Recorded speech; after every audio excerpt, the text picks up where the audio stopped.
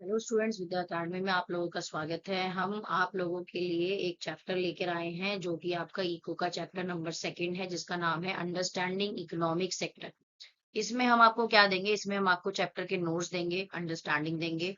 तो आप चैनल को सब्सक्राइब करें, लाइक करें and keep watching for your final examination and first term के लिए भी ये क्लास आपको काफी हेल्पफुल रहेगी। आप इस क्लास के बाद जो बड़े बड़े लेंदी चैप्टर्स हैं उनको पढ़ने से बचेंगे। इकोनॉमिक एक्टिविटीज का मतलब क्या होता है? जब कोई पीपल किसी वेरियस एक्टिविटीज के अंदर क्या होता है, एंगेज होता है। जैसे कि प्रोडक्शन हो गया आपका और सर्विसेज हो गया। क्लासिफिकेशन क्या है यहाँ पर? To understand this whisper activities हैं जो कि स्पेसिफिक क्राइटेरिया के अंदर की जाती हैं। इस चैप्टर को समझने से पहले सबसे पहले हमें ये समझना पड़ेगा कि इकोनॉमिक एक्टिविटी को समझने के लिए यहाँ पर तीन सेक्टर्स में डिवाइड किया गया है। पहला सेक्टर आपका प्राइमरी सेक्टर है जो कि अंडरटेकन बाय डायरेक्टली एक्सप्लॉइटिंग और यूजिंग नेचुरल रिसोर्सेज का इस्तेमाल करता है। कोर कैरेक्टर्स क्या होते हैं यहाँ पर? कि जो भी प्रोडक्ट्स होते हैं वो हमें यहाँ से मिलते हैं, जो कि क्या होते हैं, नेचुरल प्रोडक्ट्स होते हैं। जैसे कि एग्जांपल, हमारा प्राइमरी सेक्टर जो होता है वो किससे डिपेंडेंट होता है? एग्रीकल्चर से रिलेटेड होता है। Cultivating cotton relies natural factor like rainfall, sunshine and climate. ये जो एग्रीकल्चर है ये बेसिकली कल्टीवेशन के लिए नेचुरल फैक्टर्स पर डिपेंडेंट होता है। जैसे कि बात करें किसकी? रेनफॉल की, सनशाइन की and climate. Dairy dependent on the biological process होता है for animal and availability of fodder to produce milk के लिए। और माइनिंग, ये सारी सारी चीजें किसमें आती हैं? ये आपकी प्राइमरी सेक्टर में आती है। उसके बाद ये हिंदी मीडियम वालों के लिए नेक्स्ट यहाँ पर एक्सप्लेन कर देते हैं कि आर्थिक क्षेत्रों को समझने के लिए आर्थिक गतिविधियां आती हैं कि जो लोग सामान या सेवाएं बनाने के लिए कई तरह की गतिविधियां करते हैं, वर्गीकरण करते हैं। इनमें फैली हुई गतिविधियों को समझने के लिए उन्हें कुछ खास आधारों पर समूहों में क्या करा जाता है? बांटा जाता है।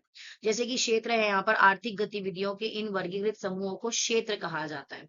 आगे बात करें प्राथमिक क्षेत्र की, तो परिभाषा ऐसी गतिविधियां जिनमें प्राथमिक संसाधनों का सीधे इस्तेमाल या दोहन किया जाता है, और मुख्य विशेषता उन सभी बाद के उत्पादों का आधार बनता है जिन्हें हम बनाते हैं। उदाहरण के लिए कृषि, कपास की खेती बारिश, धूप, जलवायु जैसी प्राकृतिक कारकों पर क्या करती है? निर्भर करती है। अगर आपको कपास की खेती करनी है तो जो किसान है वो किन चीजों पर निर्भर होते हैं? वो बारिश, धूप और जलवायु जैसे प्राकृतिक कारकों पर निर्भर होते हैं। बात करें डेयरी की, तो दूध के उत्पादन के लिए जानवरों को जैविक प्रक्रियाओं और चारों की उपलब्धता पर निर्भर करती हैं।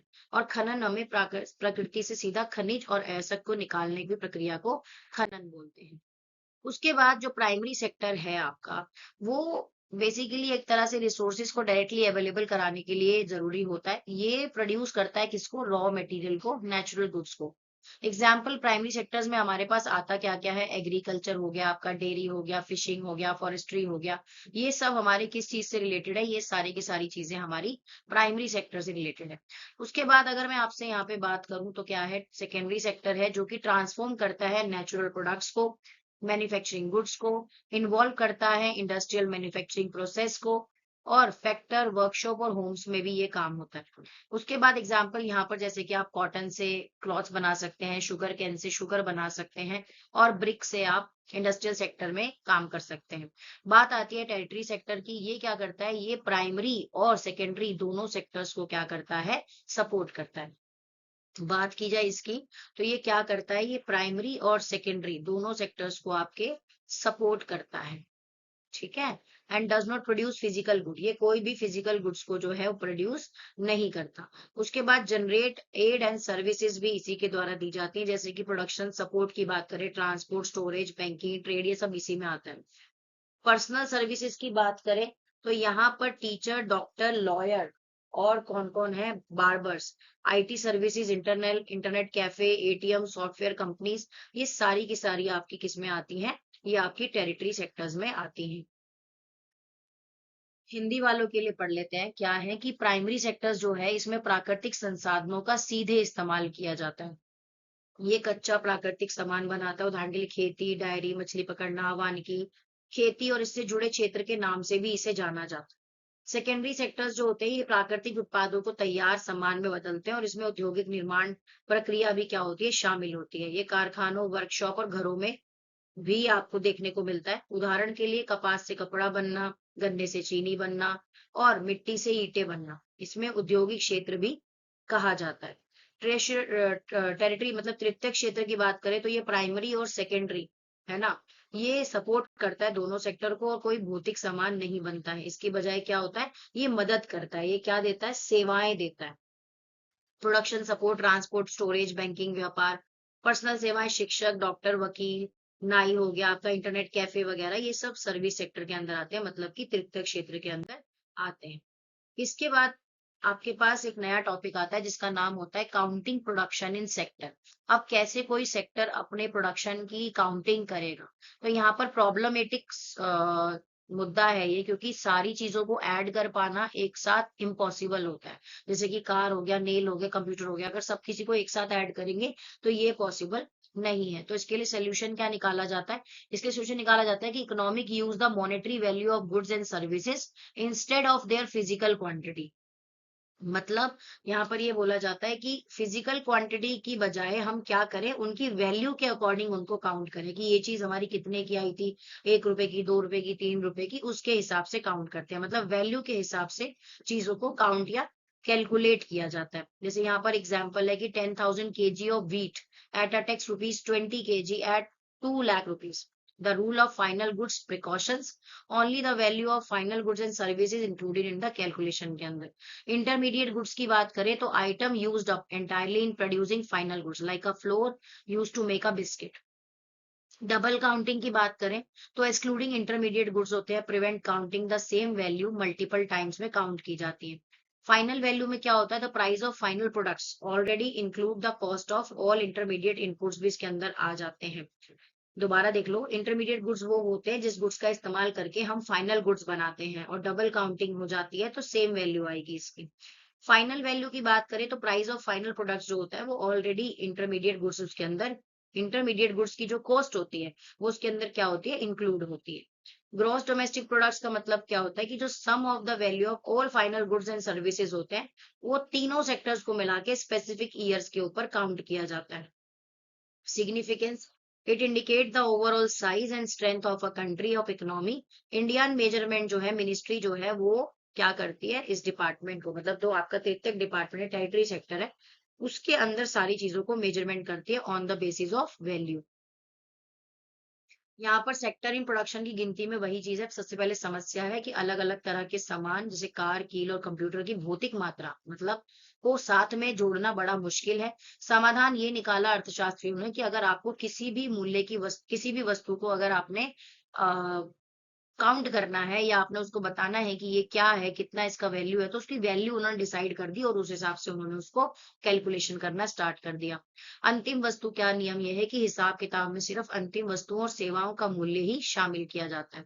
मध्यवर्ती वस्तुएं वह चीजें जो अंतिम वस्तुएं बनाने में पूरी तरह से इस्तेमाल हो जाती है, जैसे कि बिस्कुट बनाने में इस्तेमाल होने वाला आटा। दोहरी गिनती यह है कि मध्यवर्ती वस्तुओं को ना गिनने से एक ही मूल्य कई बार गिनती होने से बच जाते हैं। जैसे कि आप इंटरमीडिएट वाली वस्तुओं को काउंट नहीं करेंगे, आप सिर्फ क्या करेंगे, बस आप जो आपकी फाइनल वैल्यू है उसी को आप गिनेंगे। मतलब जो फाइनल जो अंतिम उत्पाद है उसी का मूल्य को चिन्हित किया जाएगा। अंतिम मूल्य अंतिम उत्पाद की कीमत से पहले से ही सभी मध्यवर्ती इनपुट की लागत शामिल होती है। सकल घरेलू उत्पाद की परिभाषा किसी खास साल में देश के तीनों सेक्टर में उत्पादित तभी अंतिम वस्तुओं और सेवाओं के मूल्य का क्या है, योग है। बात करें महत्व, यह देश की अर्थव्यवस्था के कुल आकार और को क्या करता है, मजबूती देता है। केंद्र सरकार ने भी इस तरीकों को क्या किया है, सहयोग दिया है। इसके बाद आपका नेक्स्ट टॉपिक है वो बताता है, जिसकी आपकी एक बैटल आती है, intermediate goods versus final goods. ये used up entirely during production के बारे में बात करता है, जैसे कि what wheat and flour use to make a biscuit. Final goods की बात करें तो फिनिश प्रोडक्ट्स जो होते हैं वही कंज्यूमर्स के पास पहुंच पाते हैं। मतलब जो एक प्रोडक्ट है वो पूरी तरीके से क्या हो गया, तैयार हो गया, तो वही क्या होगा, वही आपका कस्टमर के पास पहुंच पाएगा। The final packet of biscuit sold in the market में ही आकर बिकते हैं। डबल रूलिंग में कई बार बहुत ज्यादा प्रॉब्लम आती है, तो सर्विस जो होती है वो हमेशा आपकी जो वैल्यू निकाली जाती है वो फाइनल गुड्स के ऊपर ही निकाली जाती है। द रीजन, फाइनल गुड्स जो होते हैं वो ऑलरेडी उसके अंदर जो इंटरमीडिएट वैल्यू होती है, जो इंटरमीडिएट गुड्स की वैल्यू होती है वो क्या होती है, इंक्लूडेड होती है। जैसे एग्जांपल ले लो कि अगर आपके पास बिस्किट का पैकेट आया है तो उस बिस्किट का पैकेट को बनाने के लिए जो जो कंपोनेंट्स का इस्तेमाल किया गया, जैसे कि ब्रेड, जैसे कि आटा हो गया, चीनी हो गया, तेल हो गया, बटर हो गया, उन सब का अमाउंट उस बिस्किट के पैकेट के अंदर क्या है, इंक्लूडेड है। द डेंजर काउंटिंग फ्लोर एक तरह से सेपरेट कॉजेस करना बड़ा मुश्किल है, तो इसलिए इकोनॉमी जो है वो मल्टीपल टाइम्स इसको नहीं करती है। ग्रॉस डोमेस्टिक प्रोडक्ट की डेफिनेशन आपको मैंने बताई थी पीछे भी अभी स्पेसिफिक ईयर में। इसका क्या किया जाता है कि जो ये सेक्टर होते हैं, तीनों सेक्टर का सम करके ही आपका जीडीपी जो है वो निकाला जाता है। गवर्नमेंट भी डेटा सोर्सेज के लिए इसको इस्तेमाल करती है, जीडीपी को। मध्यवर्ती वस्तुएं बनाम अंतिम वस्तुओं के बीच में आपको पूरी तरह से इस्तेमाल हो जाती है, जैसे कि बिस्कुट बनाने में इस्तेमाल होने वाले गेहूं और आटा।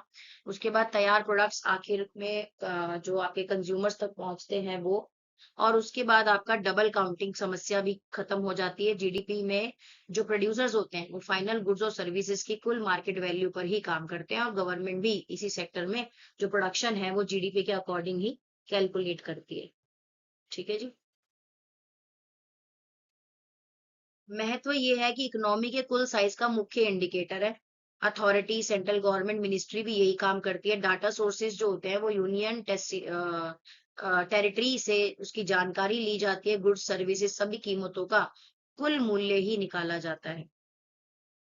अब यहाँ पर तीनों क्षेत्रों की तुलना में कंपैरिजन ऑफ थ्री सेक्टर, मतलब थर्ड सेक्टर की बात करें तो तीनों क्षेत्रों में विभाजित किया जाता है, प्राथमिक, द्वितीय और तृतीयक। इन तीनों क्षेत्रों में बड़ी मात्रा में वस्तुओं और सेवाओं का उत्पादन होता है, और इन क्षेत्रों में काफी अधिक संख्या में लोग जो हैं वो काम करते हैं।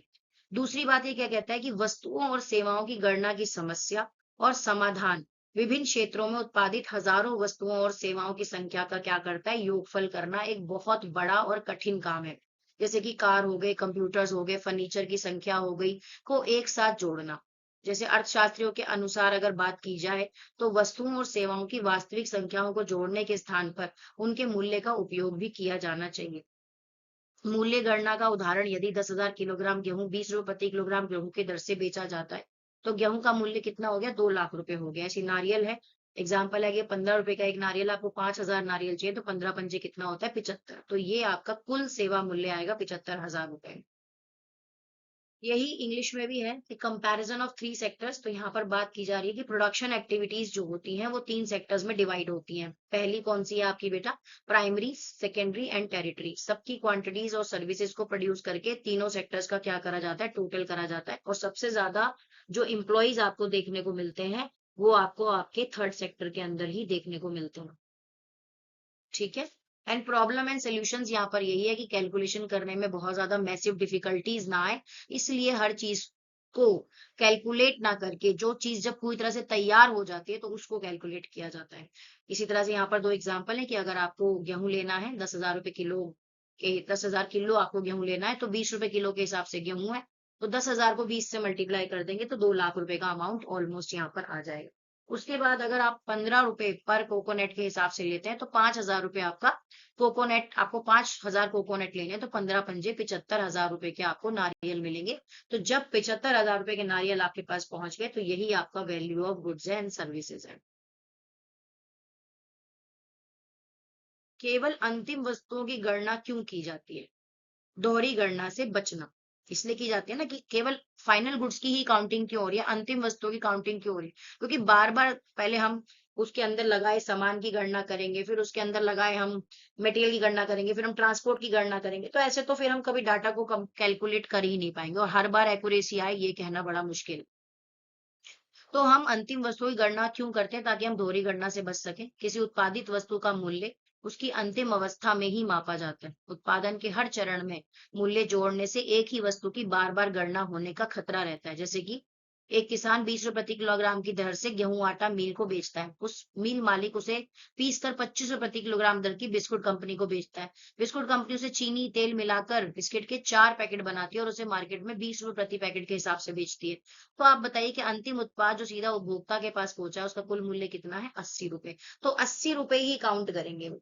उन्होंने 25 रुपए का लिया, उन्होंने उसके बाद उसको 80 रुपए में 4 पैकेट बेचे, जो भी उन्होंने किया वो उसको कैसे काउंट करेंगे, वो सिर्फ उसको काउंट करेंगे कि भैया हमने जो उपभोक्ता को बेचा कितने रुपए का बेचा, 80 रुपए का, बस वो उसी को काउंट करेंगे और किसी को काउंट नहीं करेंगे। मध्यवर्ती वस्तुएं परिभाषा है जो वस्तुएं अन्य अंतिम वस्तुओं और सेवाओं के निर्माण में इस्तेमाल की जाती हैं, उन्हें मध्यवर्ती वस्तुएं कहते हैं। ऊपर दिए गए उदाहरण में गेहूं और आटा, अंतिम वस्तुओं के मूल्य में मध्यवर्ती वस्तुओं का मूल्य पहले से ही क्या होता है, शामिल होता है। उसके बाद सकल घरेलू उत्पाद की बात करें तो किसी विशेष वर्ष में प्रत्येक क्षेत्रक प्राथमिक द्वितीयक तृतीयक द्वारा अंतिम वस्तुओं और सेवाओं का मूल्य उस वर्ष के क्षेत्रक के कुल उत्पादन की जानकारी देता है। उसका योगफल निकाला जाता है, उसी को हम जीडीपी कहते हैं। जीडीपी की गणनाएं हर राज्य, हर देश, हर मंत्रालय, सरकार के मंत्रालय द्वारा की जाती है। मूल्य को सूचित किया जाता है कि ये मूल्य के हिसाब से जो चीजें हैं वो क्या है, मार्केट में बिक रही हैं। Why count only a final goods की बात करें तो अवॉइडिंग अ डबल काउंटिंग, जो मैंने पीछे समझाया बिल्कुल वही है ये, कि the value of produce good is measure only in its final stage, counting the value added at the every stage of production carry like the risk of double counting same item. Biscuit manufacturing, a farmer sells wheat of flour mill 20 rupees per kg. Mill honour जो है उसको grind करता है और आगे करके biscuit company को 25 rupees per KG के हिसाब से बेच देता है। और जो बिस्किट कंपनी है वो 4 पैकेट बनाती है और 80 रुपीज में 4 पैकेट अपने मार्केट के अंदर बेचती है। तो जो फाइनल रेट हो गया वो कितना हुआ, 80 रुपए। तो कंपनी 80 रुपए के हिसाब से अपनी कैलकुलेशन करेगी, ना कि वो 20 रुपए 25 रुपए सारी चीजें लगाती फिरेगी और इनकरेक्ट हो जाएगी सिचुएशन। इंटरमीडिएट गुड्स का मतलब होता है गुड यूज फॉर प्रोडक्शन, वो गुड्स जो फाइनल गुड्स को बनाने के लिए क्या किए जाते हैं, इस्तेमाल किए जाते हैं। वो गुड्स जो फाइनल गुड्स को बनाने के लिए इस्तेमाल किए जाते हैं उन्हें इंटरमीडिएट गुड्स कहते हैं। ग्रोस डोमेस्टिक प्रोडक्ट्स के अंदर the value of final goods and services by each sector in a particular year indicate a total production of the sector of that year and summation of production from these 3 sectors के अंदर इसको country gross domestic product के नाम से भी जानती है। Calculation of GDP of India, तो responsibility GDP in India challenging है, टास्क मैनेजिंग है, डिटर्मिनेशन कैरिड है। सेंट्रल गवर्नमेंट भी इसके ऊपर क्या कर रही है, काम करती चली जा रही है। उसके बाद यहाँ पर है कि क्षेत्रकों में कैसे ऐतिहासिक परिवर्तन आए, क्या पहले से तो ऐसा कुछ होगा नहीं, धीरे धीरे ही चेंज आया। तो विकास की शुरुआत में प्राथमिक क्षेत्र कृषि और संबंधित गतिविधियां, आर्थिक गतिविधि और सबसे महत्वपूर्ण कृषि में बदलाव की प्रणाली जब आई, तो कृषि में धीरे धीरे क्या किया गया, बदलाव किया गया, समृद्ध हुआ, पहले से अधिक उत्पादन होने लगा, लोग अन्य काम भी करने लगे, शिल्पकारों और व्यापारियों की संख्या बढ़ी, क्रय विक्रय की गतिविधियां कई गुना बढ़ गई, परिवहन, प्रशासन, सैनिक कार्यों में भी लोग जुड़े, ये सारी चीजें। औद्योगिकरण की द्वितीय क्षेत्र प्रणाली क्या है, तो लंबे समय से 100 से अधिक वर्षों के बाद विनिर्माण की नई प्रणालियों के कारण कारखाने अस्तित्व में आए, फैलने लगे। जो लोग पहले खेतों में काम करते थे उनमें से बहुत से लोग अब कारखानों में काम करने लगे, तो लोग विकास की तरफ बढ़ गए, रोजगार के अवसर लोगों को मिलने लगे। तृतीय क्षेत्रों की और बदलाव, तो पिछले 100 वर्षों में विकसित देशों में द्वितीय क्षेत्र तृतीय क्षेत्र सारे सारे मिलकर सेवा करने लगे और श्रमजीवी विकसित देशों में आगे और बढ़ गए। हिस्टोरिकल चेंजेस इन सेक्टर, वही सेम चीज इंग्लिश में भी है कि initial stage on set of development primary sector agriculture allied was the most significant area of economic activity की क्या करता है, बात करता है। System led to sector prosperity, increased production, people began engaging in the other occupation, resulting in rise in the number of artisan traders के रूप में बात करता है।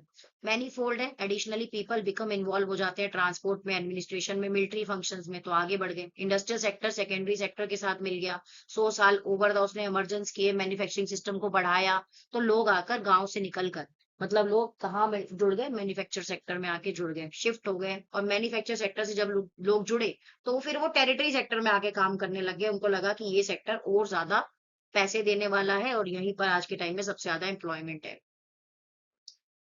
नेक्स्ट टॉपिक आपका है कि उत्पादन में तृतीय क्षेत्रक सेवा क्षेत्रक का बढ़ता महत्व क्या है। तो ये जो बात की जा रही है ये आपकी 1973 से 74 की है और उसके बाद 2013 से लेकर 2014 के बीच के चीजों से है जो कि उत्पादन बढ़ाते हैं।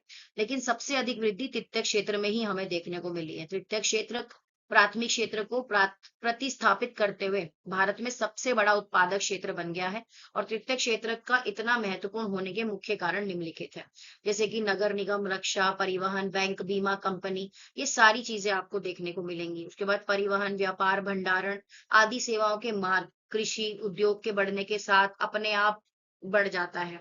उसके बाद क्या है यहाँ पे कि आय के स्तर में वृद्धि, जैसे कि लोगों की आय या कमाई बढ़ती है, वह कुछ अन्य सेवाओं की मांग करने लगते हैं, उदाहरण के लिए रेस्टोरेंट है ना, पर्यटन, शॉपिंग और उसके बाद आपका निजी अस्पताल, निजी विद्यालय, व्यवसायिक प्रशिक्षण, ये सब चीजें आपको यहाँ पर है। सूचना और संचार प्रौद्योगिकी का उदय पिछले कुछ दशकों में हुआ, संचार प्रौद्योगिकी आधारित हुए नई सेवाएं आई, ये है यहाँ पर। यहाँ पर टेरिटरी सेक्टर का 40 साल का ब्यौरा है। तो सबसे ज्यादा नीड बेसिक सर्विस जो है वो आपकी hospital, educational institute, telegraph services, police station, court, offices, municipal corporation, defence, transport, banks, insurance company, इन सब जगहों पे बढ़ी थी।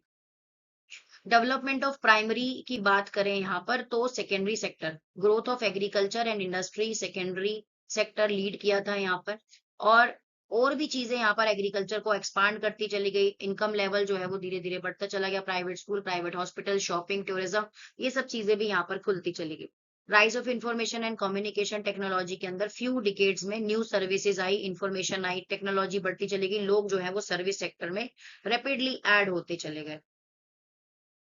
महत्वपूर्ण यहाँ पर यह चीज है कि सेवा क्षेत्र की सभी सेवाओं में एक समान वृद्धि नहीं हो रही थी। भारत में सेवा क्षेत्र मुख्य रूप से दो अलग अलग प्रकार के लोगों को रोजगार देता था, जैसे कि शिक्षित श्रमिक हो गए और कुछ संख्या सीमित भी है। बहुत अधिक संख्या में छोटे श्रमिक, जैसे कि छोटी दुकान वाले, मरम्मत कार्य करने वाले, परिवहन ऑटो रिक्शा में लगे लोग, उनके पास आजीविका के अन्य अवसर नहीं होते थे, इसलिए वह बहुत कम आय पर भी मजदूरी करने को तैयार होते थे। यही इसका इंग्लिश ट्रांसलेशन है। अगर किसी को नहीं समझ आता है तो ऊपर हिंदी भी लिखी हुई है और मैंने इसको एक्सप्लेन भी कर दिए। नेक्स्ट है यहाँ पर, अधिकांश लोग कहाँ नियोजित हैं, ये पूछा जाता है आपसे।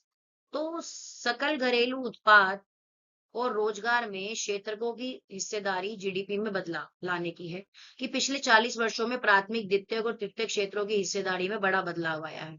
योगदान, वर्तमान में जीडीपी में सबसे अधिक योगदान जो है वो तृतीयक क्षेत्रों का ही है, जबकि प्राथमिक क्षेत्र का योगदान केवल लगभग एक चौथाई रह गया है। रोजगार की स्थिति, जीडीपी में हिस्सेदारी घटने के बावजूद देश के आधे से अधिक श्रमिक अभी भी प्राथमिक क्षेत्र में ही काम कर रहे हैं। स्थानांतरण, अब नेक्स्ट टॉपिक आपका यहाँ पर, रोजगार का स्थानांतरण क्यों नहीं हुआ? क्योंकि रोजगार के अवसरों में कमी है, लोगों के पास ये इन्फॉर्मेशन ही नहीं पहुंच पाती कि रोजगार कहाँ पर है, कहाँ मिल रही है। इन चीजों की रोजगार लोगों को पता नहीं चलता। समझ रहे हैं ना आप, कि लोगों को, अगर देखो एक बात बताओ, अगर लोगों को पता चलेगा कि भाई हाँ ये अवसर मिल रहा है मुझे रोजगार का, तो लोग क्यों नहीं जाएंगे। लेकिन लोगों को क्या है, लोगों को ये पता ही नहीं चल पाता कि उन्हें रोजगार के अवसर आखिरकार प्राप्त हो कहाँ से रहे। उसके बाद यहाँ पर क्या है, अल्प बेरोजगारी और प्रच्छन्न बेरोजगारी, छिपी हुई बेरोजगारी। वैसे अल्प बेरोजगारी की परिभाषा का क्या मतलब है? ये वह स्थिति है जहां लोग प्रत्यक्ष रूप से काम करते हुए दिखाई देते हैं, लेकिन वे अपनी पूरी क्षमता से काम कर रहे होते हैं। और प्रच्छन्न बेरोजगारी छिपी हुई बेरोजगारी होती है, इसे कहते हैं कि श्रमिक स्पष्ट रूप से बेरोजगार नहीं दिखता है। और खुली बेरोजगारी क्या होती है, बल्कि वह काम में लगा रहता है पर उसका जो उत्पादन होता है ना वो शून्य होता है। कृषक क्षेत्र में लक्ष्मी की कहानी यहाँ पर है कि लक्ष्मी के पास 2 हेक्टेयर असंचित भूमि थी। परिवार के 5 सदस्य उस पर काम करते हैं। यदि उनमें से 2 सदस्यों को हटाकर किसी कारखाने या अन्य किसी भूमि पर काम पर लगा दिया जाए तो लक्ष्मी के खेत में कुल उत्पादन पर कोई फर्क नहीं पड़ेगा। इससे यह भी स्पष्ट होता है कि कृषि क्षेत्र में आवश्यकता से अधिक लोग जो है वो लगे हुए हैं। अन्य क्षेत्रों में अल्प बेरोजगारी केवल कृषि तक ही सीमित नहीं थी, बल्कि शहरों में भी, सेवा क्षेत्रों में भी दिखती है। उदाहरण के लिए शहर में काम करने वाले प्लम्बर, पेंटर, मरम्मत कार्य करने वाले, ठेला खींचने वाले, फेरी वाले, इन्हें रोज काम नहीं मिलता है और ये पूरे दिन मेहनत करके भी बहुत कम क्या है पैसे कमाते हैं। यहाँ पर है कि वेयर आर मोस्ट पीपल मतलब कहाँ पर लोग सबसे ज्यादा एम्प्लॉयड होते हैं। तो बात की जाए यहाँ पर कि change in GDP over the last 40 years की बात करें तो प्राइमरी सेक्टर, सेकेंडरी, टेरिटरी, हर किसी में बड़ा बदलाव यहाँ पर आया है। टेरिटरी सर्विस के अंदर सबसे ज्यादा सेक्टर में चेंज हमें देखने को मिला है। ड्रॉप ऑफ 1425% लोग जो हैं वो एग्रीकल्चर और मैन्युफैक्चर सेक्टर को छोड़कर टेरिटरी सेक्टर में इन्वॉल्व हुए हैं। क्यों शिफ्ट हुए लोग? Because lack of employment opportunity की वजह से। Secondary sector, industrial, tertiary service sector जो है वो इंक्रीज होते जा रहे हैं। एम्प्लॉयमेंट्स को न्यू अपॉर्चुनिटी मिल रही है, नहीं मिल रही, बट प्रोपोर्शन यहाँ पर ज्यादा है। एक चीज हाईलाइट करते हैं यहाँ पर, ये देखो, ये आपको यहाँ दिखाई देगा, ये industrial production versus employment. Industrial production जो है वो इंक्रीज करती है 3-fold एम्प्लॉयमेंट, इसको इंक्रीज करती है 3-fold एम्प्लॉयमेंट को। ओनली 3-fold में सर्विसेज सेक्टर वर्सेस एम्प्लॉयमेंट ही आते हैं। प्रोडक्शन सर्विसेज सेक्टर जो है वो 14-fold में कवर होता जा रहा है और एम्प्लॉयमेंट जो है वो ग्रो कर रही है लेस। मतलब जितना ज्यादा सेक्टर प्रोड्यूस हो रहा है ना, उतनी ज्यादा एम्प्लॉयमेंट नहीं बढ़ रही वहां। अंडर एम्प्लॉयमेंट एक डिस्कस एम्प्लॉयमेंट होती है, हिडन एम्प्लॉयमेंट होती है। डेफिनेशन क्या दी जाएगी यहाँ पर कि सिचुएशन ऐसी है कि पीपल जो है वो काम तो कर रहे हैं बट फुल्ली तरीके से पोटेंशियल वे में उनको काम नहीं मिल रहा। जैसे कि यहाँ पर बात करें ओपन एम्प्लॉयमेंट की, लेबर है और प्लम्बर है, ये लोग काम तो कर रहे हैं बट इनको उतना वेजेस नहीं मिल रहा है। जैसे यहाँ पर देखो लक्ष्मी की कहानी है, उसके पास 5 एकड़ जमीन है, 5 हेक्टेयर जमीन है सॉरी, और उसकी फैमिली मेंबर्स 5 हैं, वो काम करते हैं, कुछ हटके किसी और सेक्टर में चले गए, जमीन जो है वो पड़ी है ऐसी खाली, अंगेज्ड हो गए अदर सेक्टर में। यहाँ पर पेंटर, रिपेयर वर्कर्स जो हैं, वेंडर्स हैं, ठेला खींचने वाले लोग हैं, इनको इतना काम जो है वो नहीं मिलता है। बात करें अतिरिक्त रोजगार सर्जन कैसे होता है, सिंचाई सुविधाएं जैसे कुओं और नहरों का निर्माण करना, द्विफसल प्रणाली किसानों को बताना कि भाई आप एक टाइम में अपने खेत में एक से ज्यादा की फसल की बुआई जो है वो कर सकते हैं और फसलों को बाजार में जाकर बेच सकते हैं। अदरवाइज आप क्या कर सकते हैं, उनका भंडारण भी कर सकते हैं। How can additional employment be generated, irrigate facility है तो government should construct well and canal बनाती है, वही चीज है, डबल क्रेडिट फैसिलिटी, स्टोरेज की फैसिलिटी दें उन्हें और ट्रांसपोर्ट की फैसिलिटी दें तो चीजें मार्केट तक जरूर पहुंचेंगी। उसके बाद यहाँ पर है कि कृषि और ग्रामीण क्षेत्रों में रोजगार के अवसर, मूल आवश्यकताएं खेती के लिए सिर्फ पानी ही नहीं बल्कि बीज, उर्वरक, कृषि उपकरण और पंप सेट की जरूरत होती है।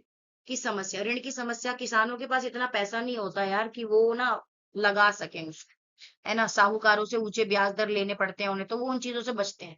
बैंक की भूमिका क्या होनी चाहिए कि किसानों को ब्याज पे लोन दे ताकि वह आसानी से खेती का सामान खरीद सके और अपनी स्थिति को सुधार सकें, और उसके बाद उनको स्टोरेज का प्रोसीडिंग बनाए, दाल मिल जो होती है दाल मिलों की स्थापना करें ताकि किसान अपनी फसल अरहर मटर शहरों तक बेचने में सुविधा ला सके। शीत भंडार, अगर उन्होंने सामान बना जैसे आलू टमाटर हो गए, अब उन्हें उनकी फसल को सुरक्षित भी तो रखना है वरना वो खराब हो जाएगा।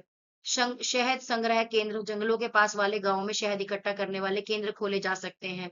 और शकरकंद, आलू, चावल, फलों को प्रोसेस करने वाले उद्योग, ग्रामीण इलाकों में रोजगार के नए अवसर पैदा करे जाते हैं। शिक्षा और स्वास्थ्य क्षेत्र में भी काफी योगदान है, जैसे कि यहाँ पर बोला गया कि 5 से 29 वर्ष की आयु के वर्ग के लगभग 60% आबादी है, लेकिन इसमें से सिर्फ 51% ही स्कूल कॉलेजेस जाते हैं, बाकी घर पर रहते हैं, बाल श्रम करते हैं। शिक्षकों को जरूरत है कि योजना आयोग के अनुसार, आजकल योजना आयोग ने नीति आयोग है, सभी बच्चे स्कूल जाने लगे। भवनों में लगभग 20 लाख नए रोजगार, मतलब शिक्षकों कर्मचारियों की जरूरत है ना, तो नौकरी कितनी निकल रही है आप देख ही रहे हैं, है ही नहीं।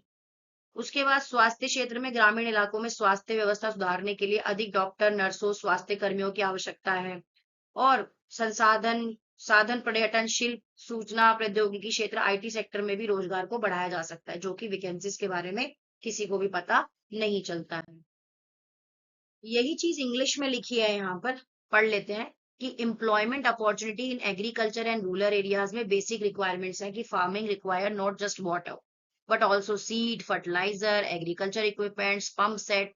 Problem of credit, poor farmers जो उसको अफोर्ड नहीं कर सकते, तो वो जो बड़े बड़े मनी लैंडर्स होते हैं उनसे हैवी इंटरेस्ट में क्या ले लेते हैं, लोन ले लेते हैं, जो कि क्या होता है उनके लिए ठीक नहीं होता, फिर आगे उनको भरना बड़ा मुश्किल हो जाता है। रोल ऑफ बैंक्स इसका एक अपना यहाँ पर रोल बना सकते हैं कि वो किसानों को आसानी से लोन दें ताकि वो अपनी फसल को उगाकर मार्केट तक बेच सकें, उन्हें स्टोरेज फैसिलिटी दें, कोल्ड स्टोरेज की फैसिलिटी देनी चाहिए, हनी कलेक्शन सेंटर्स खोलने चाहिए, प्रोसीडिंग इंडस्ट्रीज को काम करना चाहिए।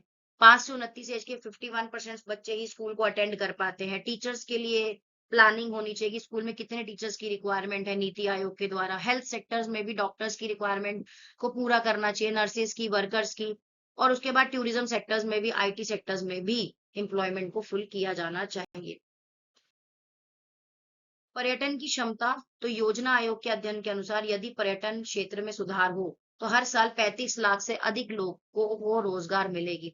सरकारी प्रयास, लघु अवधि के उपाय, बड़ी योजना में समय लगता है, इसलिए सरकार ने तुरंत राहत देने के लिए कुछ ना कुछ कानून बनाए हैं। काम का अधिकार, केंद्र सरकार ने भारत में 625 जिलों में काम का अधिकार लागू करने के लिए कानून मनरेगा बनाया है। ठीक है, तो मनरेगा के अंदर आपको पता ही, अभी तो 625 जिलों लिखे हैं, लेकिन अभी इस टाइम पे हमारे पास जो है वो है 816 के आसपास या 802 के आसपास हमारे पास जिले हैं हमारे भारत के अंदर। According to Planning Commission study, if the tourism sector is improved, if the could generate additional employ over the 3.5 million people annually, government जो है इनिशिएट करती है राइट टू वर्क के लिए, short term measure, large scale scheme चलाती है implement के लिए। इसलिए उन्होंने एक मनरेगा भी लेके आए हैं कि राइट टू वर्क 180 दिन तक, सॉरी 100 दिन तक हर किसी इंसान को क्या मिलेगा, काम मिलेगा ही मिलेगा। नेक्स्ट की बात करें तो यहाँ पर हमारे पास दो सेक्टर्स होते हैं, एक होते हैं ऑर्गेनाइज सेक्टर और एक होते हैं अनऑर्गेनाइज सेक्टर। ये मैं हिंदी में एक्सप्लेन करूंगी, इंग्लिश में भी सेम ही चीज है। यहाँ पर कांता नाम की एक लेडी है जो कि ऑर्गेनाइज सेक्टर में काम करती है, एक ऑफिस में काम करती है।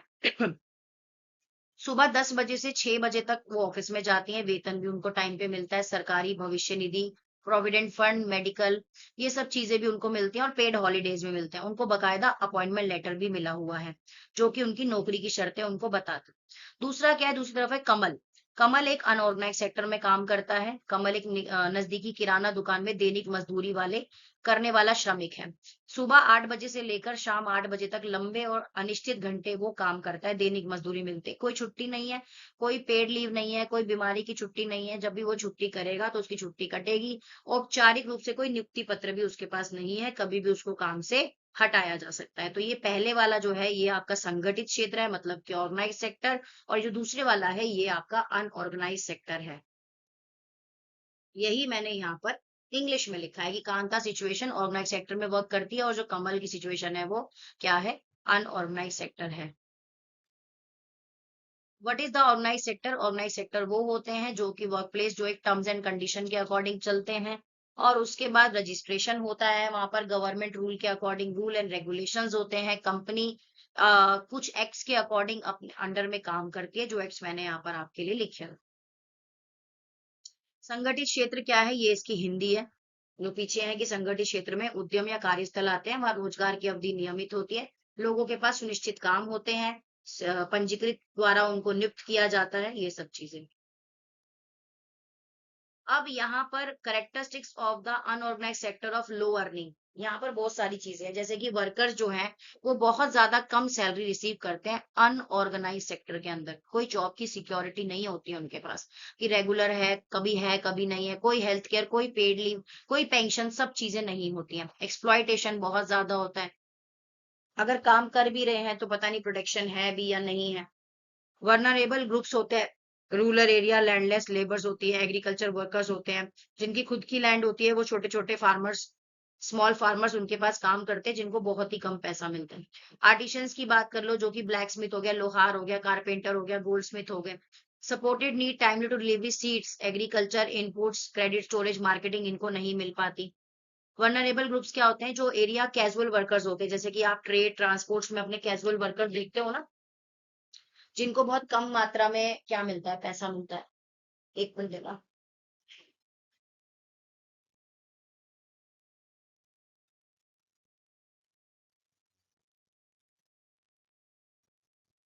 जिनको क्या मिलता है, बहुत कम मात्रा में पैसा वगैरह मिलता है। उसके बाद बात करें गारमेंट मेकर्स की, तो स्मॉल स्केल टेक्सटाइल हो गए, एप्रल असेंबली वर्कर्स हो गए, रैक पिकर्स हो गए, जो कि वेस्ट को कलेक्ट करते हैं, तो इनके पास कितना ही पैसा आता होगा और कोई सिक्योरिटी तो है नहीं यहाँ पर। ये सारे के सारे अनऑर्गेनाइज सेक्टर हैं। सोशल एंड इकोनॉमिक डायमेंशन के अंदर मार्जिनलाइज किया जाता है कम्युनिटीज को। मोस्ट वर्कर्स जो होते हैं वो शेड्यूल कास्ट, शेड्यूल ट्राइब्स और बैकवर्ड कम्युनिटीज से ही बिलोंग करते हैं, जो ये आप सारे देख रहे हो अनऑर्गेनाइज सेक्टर में। डबल जियो पार्टे में दीज वर्कर्स जो होते हैं फेस करते हैं इकोनॉमिक रिटर्न्स को, several social discrimination, economic shifting since 1990, heavy job losses होते हैं फॉर्मल सेक्टर्स के अंदर। तब भी वो सारे के सारे, जब फॉर्मल सेक्टर से अगर किसी को निकाला जाता है तो उनका बर्डन कहाँ पड़ता है, इनफॉर्मल सेक्टर की तरफ पड़ता है।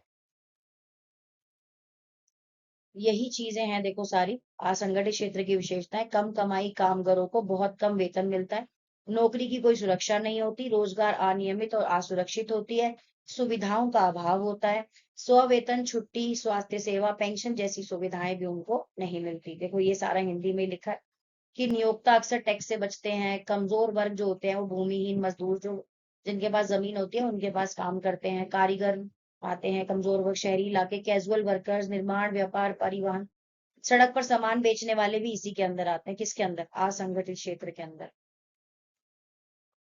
दोहरी मार पड़ती है इन कामगारों को, कम आर्थिक कमाई के साथ साथ गंभीर सामाजिक भेदभाव का सामना भी करना पड़ता है।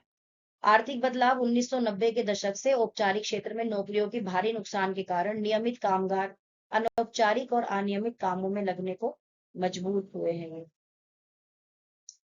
सेक्टर्स की बात की जाए अभी, sectors in terms of ownership public and private sector, इसकी कोर क्लासिफिकेशन है जिसको डिटरमाइन किया गया। जैसे कि अगर पब्लिक गवर्नमेंट सेक्टर की बात करें तो ये ऑल सर्विसेज देता है।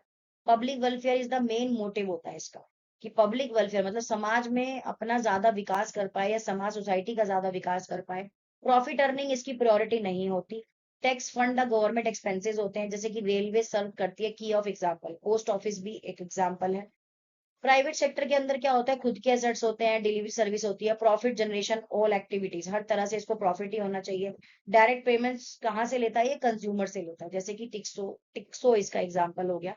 रिलायंस इंडस्ट्री भी अनदर एग्जांपल है, जो कि public sector invest high capital requirements, private investment करती है ये, लेकिन इसको प्राइवेट फर्म की तरह ना देखा जाए, इग्नोर किया जाए, ये चीज गलत हो। Collective social needs demand government support ही है। ये अब आपका हिंदी में है कि मालिकाना हक के आधार पर पब्लिक और प्राइवेट सेक्टर्स है। मुख्य वर्गीकरण का आधार है संपत्ति का। मालिकाना हक तय करता है कि सेक्टर किस तरह का है। सर्विस देने की जिम्मेदारी से ये पता चलता है कि कंट्रोलर कौन है।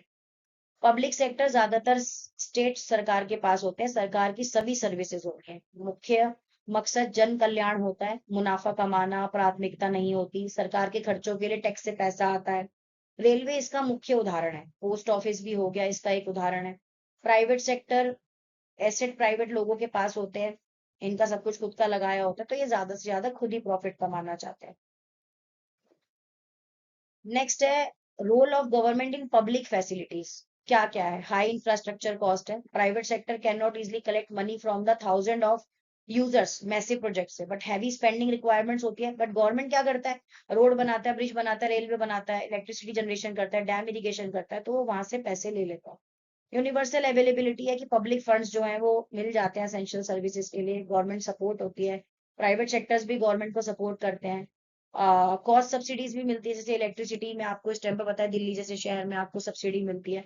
और उसके बाद bearing of cost, government step in supply of electricity at cheaper subsidies rate. Financial losses भी आपको देखने को मिलते हैं। और गवर्नमेंट क्या करती है, एक फेयर प्राइस परचेजर की शॉप भी खोलते हैं, जिसको आप राशन शॉप बोलते हैं, जो कि फ्री ऑफ कॉस्ट आपको राशन मिलता है, या फिर एक रीजनेबल प्राइस पे आपको राशन मिलता है on the basis of ration card. जन सुविधाओं में सरकार की भूमिका, ये वही है सारा हिंदी। इंफ्रास्ट्रक्चर पर भारी लागत, प्राइवेट सेक्टर बड़े प्रोजेक्ट के लिए हजारों यूजर्स से आसानी से पैसा नहीं जुटा पाते, भारी खर्च की जरूरत पड़ती है। सरकारी फंड देना पड़ता है यहाँ पर, सरकारी फीडिंग से पक्का हो जाता है, प्रोडक्शन होती है, फेयर प्राइस की कीमत आपको यहाँ पर दिख रही है। राशन शॉप डिस्ट्रीब्यूशन, जो भी मैंने आपको बताया कि फूड स्टोर करा जाता है गवर्नमेंट गोदाम के अंदर, जो कि आपको एज अ राशन शॉप में मिलता है। ड्यूल सपोर्ट रहती है, protect income of farmers, affordable food consumers को मिल जाए। ह्यूमन डेवलपमेंट रिस्पॉन्सिबिलिटीज के अंदर हेल्थ और एजुकेशन आती हैं। जो गवर्नमेंट होते हैं वो प्राइमरी रिस्पॉन्सिबिलिटीज को भी उठाते, जैसे कि एजुकेशन हो गया, प्रॉपर स्कूल हो गए। मेला न्यूट्रिशन एंड मोरालिटी के लिए भी मोर्टालिटी के लिए भी ये लोग काम करते हैं, जैसे क्रिटिकल हेल्थ चैलेंजेस आ गए, हाई चाइल्ड मेला न्यूट्रिशन आ गया, और हाई इन्फेंट मोरालिटी रेट्स भी हमें यहाँ पर देखने के लिए मिलते हैं। बेसिक नीड्स एलोकेशन के अंदर safe drinking water, house facility, food, nutrition, increase government spending to protect the poor citizen के ऊपर भी यहाँ पर बात की जाती है। राशन की दुकानों से वितरण, अनाज को सरकारी गोदामों में रखा जाता है। राशन की दुकानों के जरिए उपभोक्ता को कम सब्सिडी वाली कीमत पर बेचा जाता है। ये वही है जो मैंने पीछे पढ़ा है। जैसे कि कुपोषण और मृत्यु दर, बच्चे चुनौतियों का सामना करते हैं तो उनको कुपोषण ना हो। उड़ीसा और मध्य प्रदेश में ये चीज काफी देखी जाती है। भोजन पर्याप्त तरीके से सबको मिलना चाहिए, पीने का पानी, रहने के लिए सुविधाएं, ये सब। ठीक है, तो ये आपका चैप्टर था। प्लीज चैनल को लाइक एंड सब्सक्राइब जरूर कीजिएगा। ये एक वन शॉट क्लास है, इको का सेकंड चैप्टर, नोट्स है आपके पास, अच्छे से आप इसको एक दो बार सुन लीजिए, नोट्स कॉपी कर लीजिए, आपके एग्जाम में काफी हेल्पफुल होगी। Thank you, keep watching.